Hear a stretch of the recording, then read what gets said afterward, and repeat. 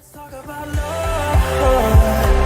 Like you and me all night, and let's talk about love. I'm feeling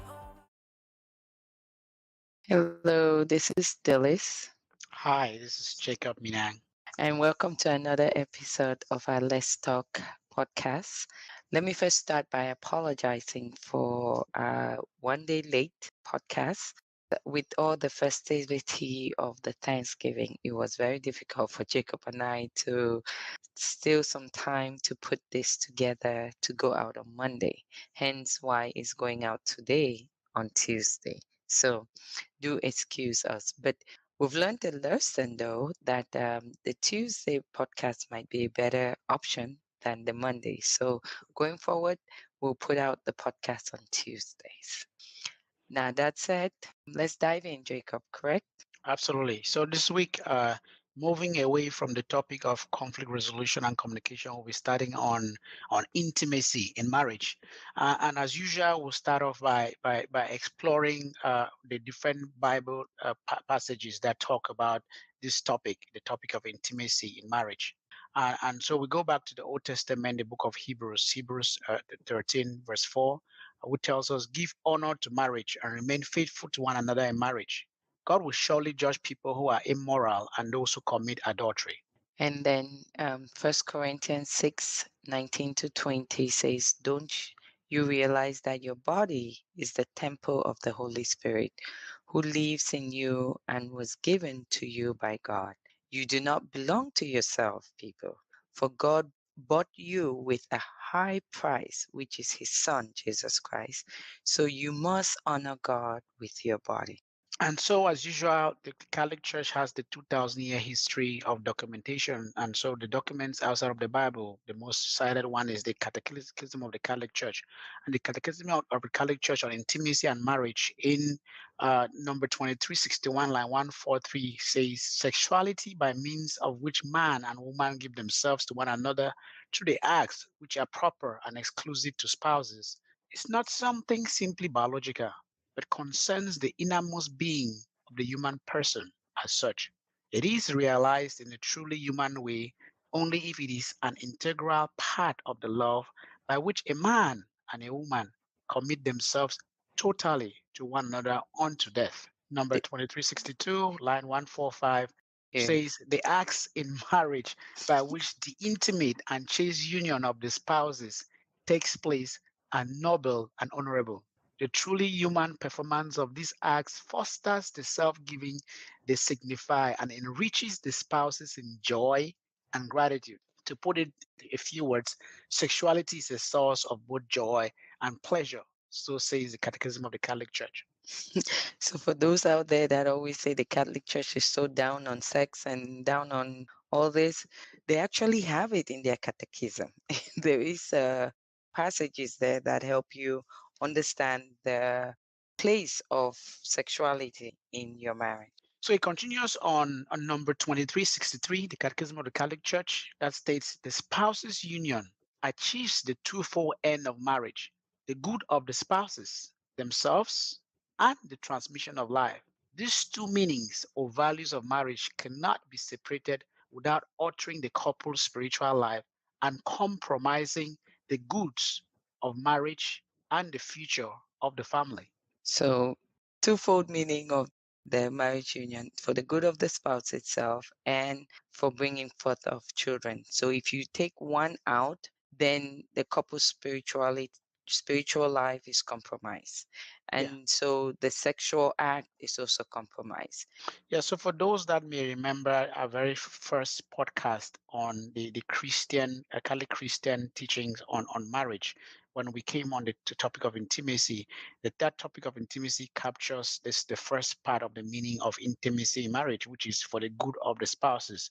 So you realize that that is the one time that the Catholic Church can allow for separation or for dissolution of the relation by basically saying that it doesn't exist if the relationship cannot be consumed.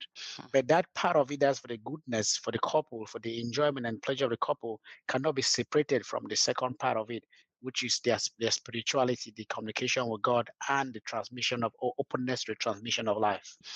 So, in addition to the Bible and the Catechism, Jacob and I have also selected another powerful writing that really speaks in depth about intimacy, about sexuality in marriage. And this is St. John Paul writings on the theology of the body. So Pope St. John Paul II wrote a book where he kind of put together a compilation of the Catholic Christian teachings on marriage, and he titled the book "The Theology of the Body." And I was just going to quote a couple of passages from there, as Elise pointed out. This was published in August of 1982, but has been translated into multiple languages. Millions of copies have been read. If you go to page 309 of the Theology of the Body, it says the mutual relations of husband and wife should flow from their common relationship with Christ. So basically, you can't have a relationship with your husband if you don't have a relationship with Christ. And a lot of people would differ or say they beg to differ, but it's just a fact. If you don't have a relationship with Christ, your relationship with your partner suffers because you truly don't know how to show the love of Christ that flows from you to be reflected onto your partner. And in page 370 of this book, he says the sacramental sign of marriage is manifested by the language of the body, a singular language of love originating in the heart. And again, if we go back to our third podcast talking about the Catholic Christian teaching on marriage, this is the fourth arm that talks about the fact that that in marriage we enhance our communication and our spirituality with God. So in a sense, it is true. It is true that the marital embrace that you can actually cement that third stool in your marriage, which is God. So there are actually three people in your marriage: is yourself, your spouse, and God. And you need all those three at any given time. Yes, and then Saint Pope John Paul goes on to say in page 397 of his write-up says the human body is not merely an organism of sexual reactions, but it is at the same time the means of expressing the entire man, the person, which reveals itself by means of the marital embrace. So you're not just an organism for sexual reactions. So you were not just made to experience sex, which is the way the world pushes it out. Go on, you can just dive into this thing. It's not harmful, it's pleasurable. You're not just made to experience sex. You're made to express your entire being. What's your entire being? If you go back to the Bible, it tells you the greatest commandment is to love. Love God, love yourself, and love your neighbor as you love yourself, right? So you're made to express that love. And the sexual reaction is just one part of the way we express that love to each other. So if you keep that in mind, then that becomes the basis in which you get into intimacy in your marriage. So when again you get into the forms of expression of intimacy in marriage, and basically there are actually two ways of expressing intimacy in marriage, and they are not mutually exclusive, and it kind of reminds us of the five languages of love, or the five languages of apology, that are not mutually exclusive, but we tend to speak one or the other language primarily. So there are two ways of expressing intimacy. One is emotional intimacy, and the other is physical intimacy. So Jacob and I boil this into languages of intimacy. I think you guys will be tired of different languages by the end. You have talked about the language of love, the language of money. Now we're talking about the language, and there are two types, like Jacob just told you: emotional intimacy and physical intimacy. And in your marriage, all of you have the same, but some people express more. So Jacob might be more physical and I might be more emotional. Your spouse might be more emotional and you might be more physical. So I think the essence of this to remember is that it is not a male female thing. A lot of people say it's male female. It's not. There are so many times Jacob and I have met couples where the man is more high on the emotional intimacy than the woman, and the woman is more high on the physical intimacy than the man. So it's not a gender specific language. It's just for you to learn what your partner listens to.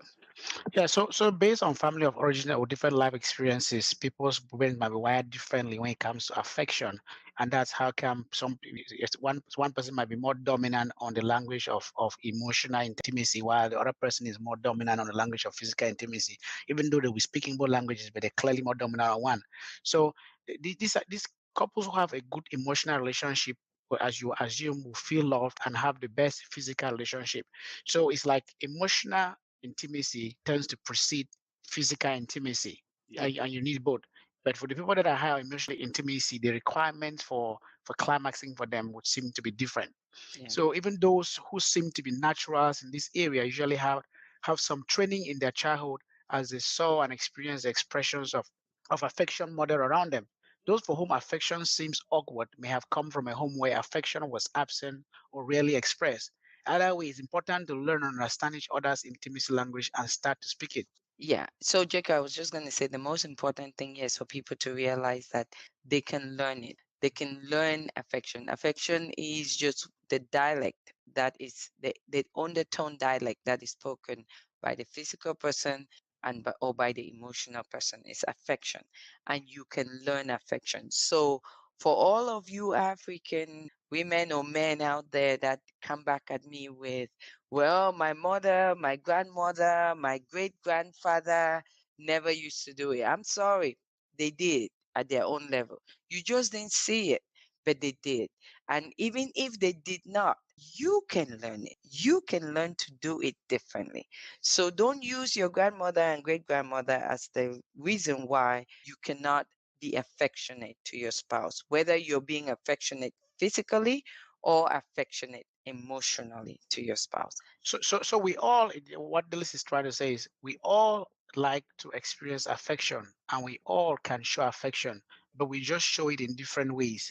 And so it's very important to be in tune with how your spouse expects affection to be shown to them, how it needs to be expressed to them based on their background. Because if we're in tune, we'll notice that even though we say, oh, our presidential affection, if we go back and look more carefully now with the amount of knowledge that we have, we're able to see instances where they showed affection to each other. It was just different from what we expect. Yep. So let's talk a little bit about physical and emotional people, right? The differences. So physical people focus more on their sexual intercourse, while emotional people focus more on the relationship. What does it mean by that? For emotional people, if the relationship has been broken in any way, like using harsh words on them, being irresponsible with your behavior, once as that relationship has been broken for them, it is difficult for them to be intimate. For these people, intimacy grows out of a loving relationship. So if you have a spouse that is more on the emotional side, remember you need to build a relationship with them. And we'll talk more about how you build that relationship. And sometimes when we talk in terms of languages of love, the people that tend to show emotional intimacy, for if a lot of them would actually be the people that understand love expression in terms of words of affirmation. So those people tend to be very sensitive when you're using very harsh words around them. You can really dampen their libido over time by being very nasty in your use of words towards such people. And so, but what about those people that speak intimacy more in the physical sense? Just these people, on the other hand, tend to focus more on the intercourse, thinking that it would help to solve whatever problems exist at that moment in the relationship. So you think that problems will be a downer for such people, but it doesn't. They can still be highly performing when it comes to sexual intercourse, regardless of whatever problems are occurring for them. They feel like that could actually be a starting point. For these people, making time to be physical with them opens the door, so they think, to resolving problems at home. Not so they think, Jacob. That's their The, understanding. That's how you can so get they them. cannot And it's understand why you'll be holding back in the middle of a crisis. Yeah. yeah, and so it's very important to learn both, right? So in essence, this is why a lot of advice is said to the couple when they start, that you should never hold back on the sexual act, never use it as a weapon. This is why, because over the years, a lot of people have noticed that when you do that, There are people, the people that are physical, people that listen to the physical intimacy language. When you do that, you kill the ability to resolve that problem. So it's for you to understand and know there's no right or wrong to this, right? We would learn later that sexuality is when you come to the sexual act, you're bringing a sacrifice of self. So sometimes it is important to understand your spouse, and if they are that which listens to the physical language, it is important to remember that and to know that maybe this problem we're having, I might have a better chance in the bedroom. Think about it. You might have a better chance while you guys are in the bedroom right after the act to be able to bring it up and say, well, let's talk about it. Let's communicate. How do you think this can be done differently or better? And at that moment, if you have a husband that's or a wife that's listening to the physical intimacy, you might just get them at the better moment to be able to resolve that issue. Yeah, but I have to add here that even absence of that as an opportunity to resolve an issue, it's important to highlight the sacrificial aspect of intimacy. And so sometimes you may not be there, but without it looking like the other person is taking advantage of you. If it's you that's intentionally giving of yourself, then that's a sacrificial part of it. It's more of the love of neighbor that is being that's preached through love, where you're not there, and you're emotionally not really there, but you're doing it because you know he'll be happy, you know she'll be happy. So it's more of a sacrifice. It should not always be because you want to get something out of it, get a problem resolved. Yeah.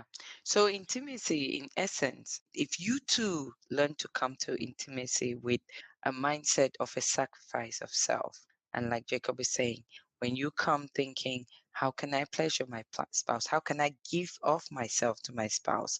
That allows and opens the door for you guys to connect a lot more better. So that was a good point to make, Jacob.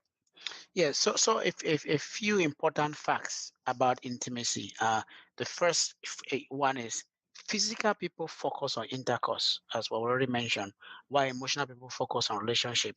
And what does it mean? It means when you're speaking each other's love language, or in this case, intimacy language, it helps to build relationship. Relationship has been broken in any way. Sincere apology and genuine forgiveness. Again, remembering the language of apology must precede the experience of making love. Otherwise, this calls for significant sacrifice from one partner to the other, which we just mentioned. For emotional people, sex begins in the morning around the house, while for physical people, sex begins in the bedroom.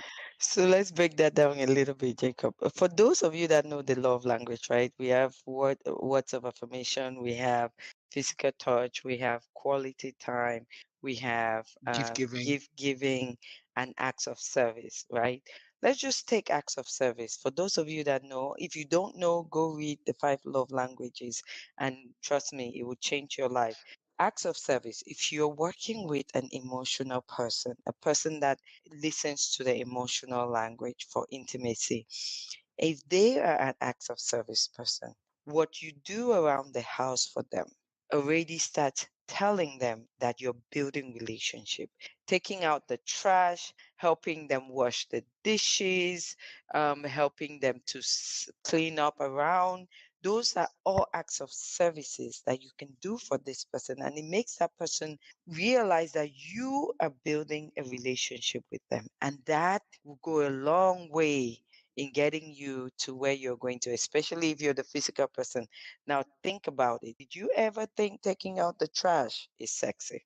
Well, it is if you're dealing with someone that's an emotion that listens to the Emotional emotional intelligence, intimacy. intimacy. Intimacy. Same thing with the words of affirmation. And I think that this is really important to boil down to words of affirmation. A lot of our spouses listen to words of affirmation. So you cannot use harsh words on them during the day and expect them to just jump into bed with you in the evening. It doesn't go that way. If you're married to a man or married to a woman that listens to words of affirmation, Try speaking their love language. Speak words of affirmation to them. Build that relationship with them, especially if that man is more of an emotional listener. Build those love languages with them. Speak, lift them up instead of tearing them down, and you will find that your bedroom will go well. So, So fact number two. fact number two, to the emotional person, foreplay is more important than the actual act of intercourse.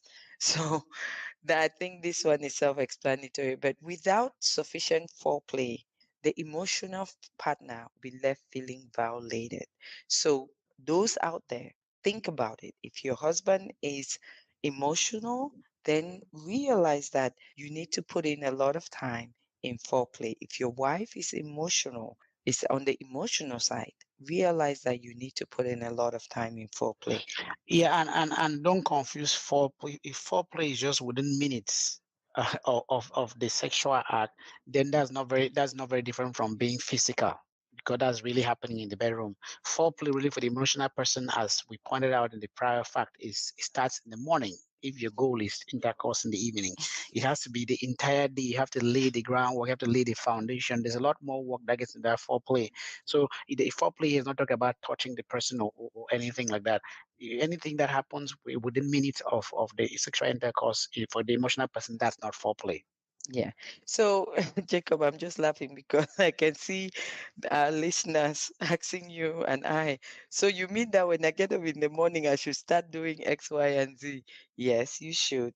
But also, like Jacob was painting, there's a foreplay that starts in the day, and there's the physical foreplay that is done to get the woman or the man prepared for penetration.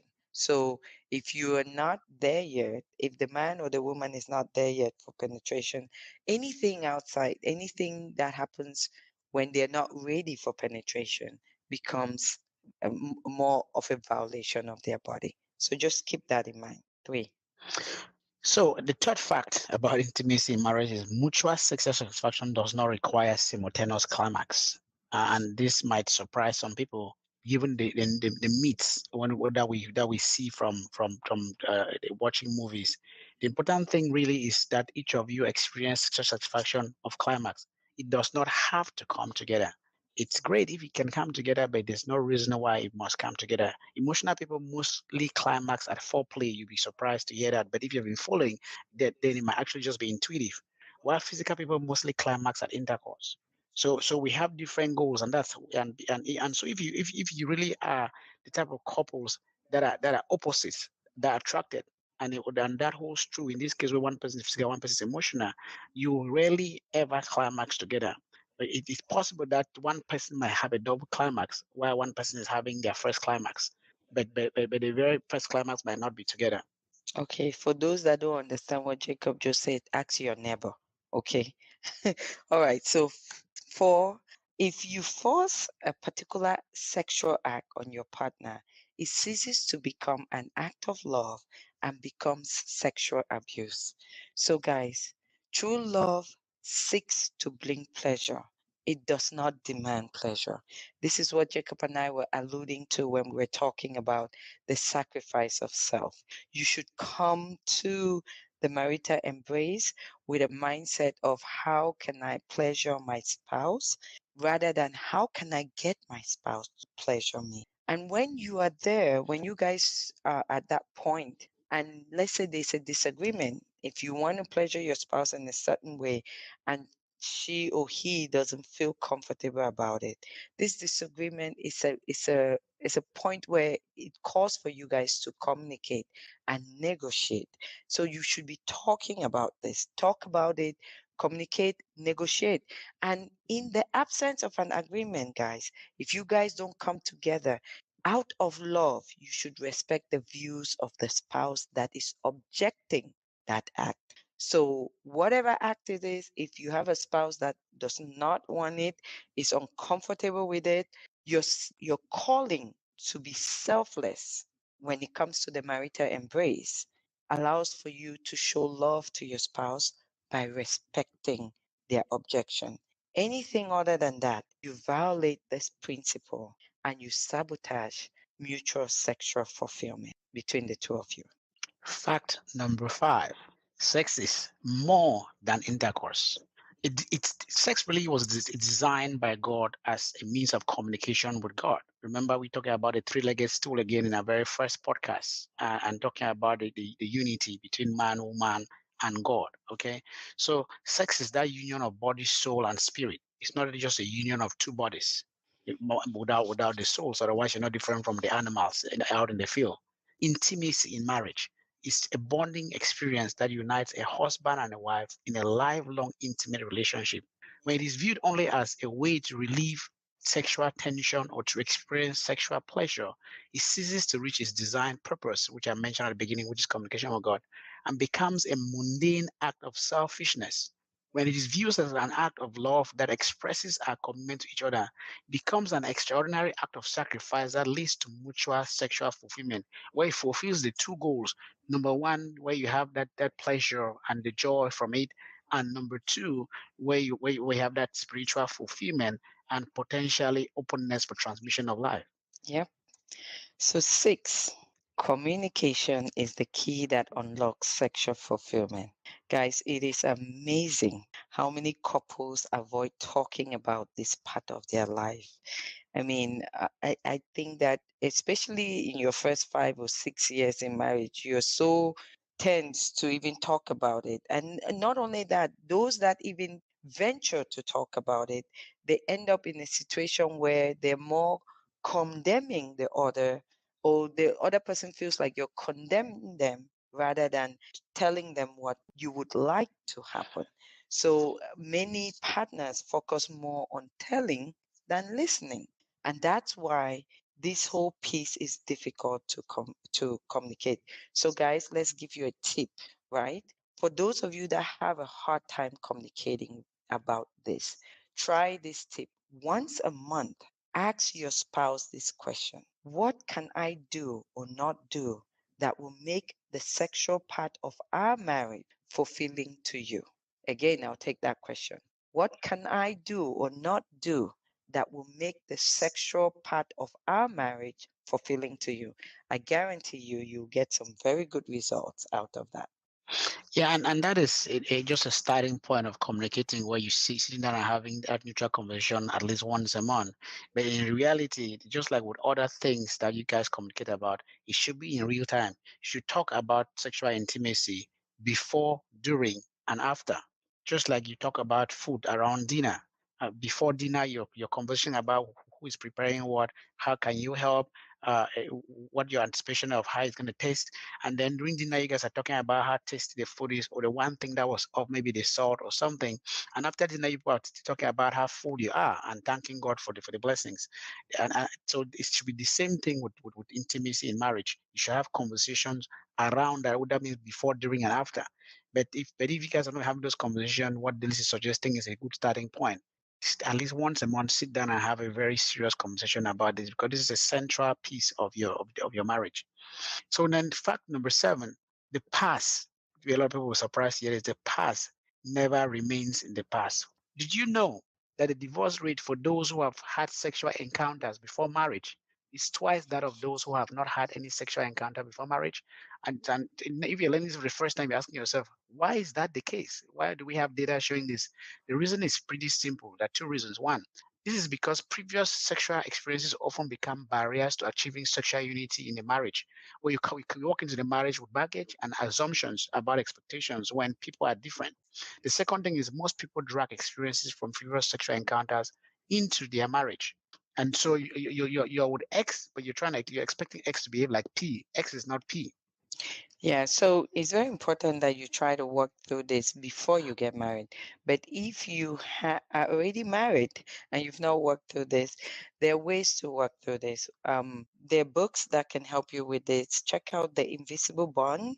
I've forgotten the name of the person that wrote it, but it really helps you to walk through this part of your marriage and realize that these are things that you absolutely have to let go and put in the past so that they don't keep reoccurring in your marriage.